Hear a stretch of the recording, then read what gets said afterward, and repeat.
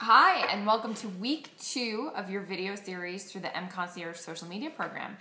Today we're going to talk about your LinkedIn profile. If people ask me what's the one social platform that I feel like you really do need to pay attention to, if you don't have time for all the others, it really is LinkedIn. So much like branding yourself online, you want to make sure that when people come to your profile, they see you as they would if they met you face to face, so that you put your best professional foot forward on LinkedIn. So there are a bunch of things you want to make sure you do. The first is, if you're on the website, if you're on linkedin.com and you're logged in, make sure you go over to your profile and click edit so that you see all the different edit buttons that appear throughout your profile. So I'm going to do this at the same time, actually. The first thing you want to make sure you do is update your picture. So you want to have a headshot, something where people could recognize you if they saw you in an event.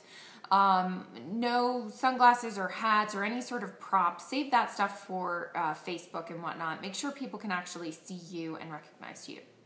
The next thing you'll want to make sure you do is update all of your career information. So even if you've been at this current position for 10, 20 years, put your previous positions there as well, even if they're not pertinent to what you do today, because people want to be able to have a conversation with you. They like seeing what you've done, where you've been, that you didn't just hatch one day at this job.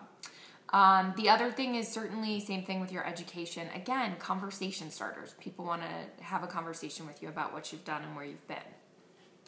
The next thing is updating your websites. So LinkedIn gives you the ability to just automatically choose my company website or my personal website.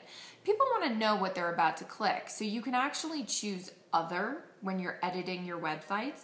And when you do that, it will allow you to put in your company's name. So I actually have Channel Maven Consulting website, and then I have the blog. You can put up to 3. The other thing you might want to do is maybe point to your page where all of your Cisco products are and say, our Cisco products or our Cisco solutions.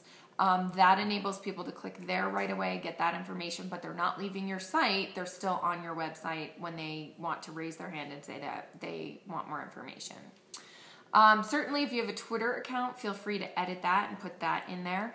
And also your public profile. So that's the link all the way down at the bottom of your profile.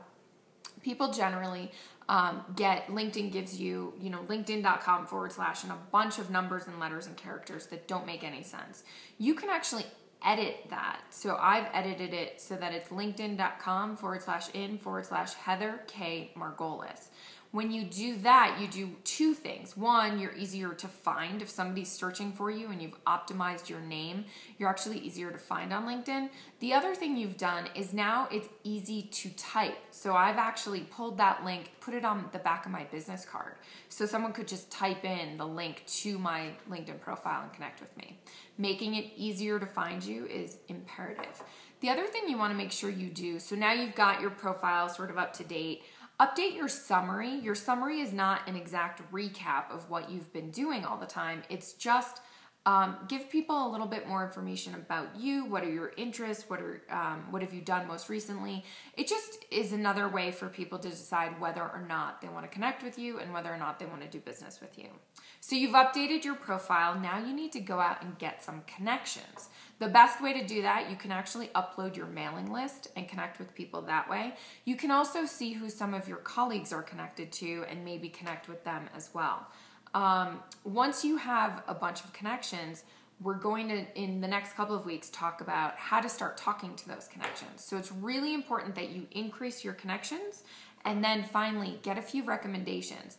LinkedIn doesn't consider your profile 100% complete, as they say, until you have at least 3 recommendations. So you want to ask for recommendations for different positions. You want to ask for recommendations for different people. So people you've worked for, people who've worked for you, people you've worked with. So it's a really great way to start building out that network. And then in the next few weeks, we'll talk about how to really engage people. So last week we talked about branding yourself online. Make sure you take a look at that video if you haven't seen it yet. And next week, we're going to talk about sort of making your website a lead generation machine, how to capture more information from people. So have a great week. Thanks so much. Talk to you soon.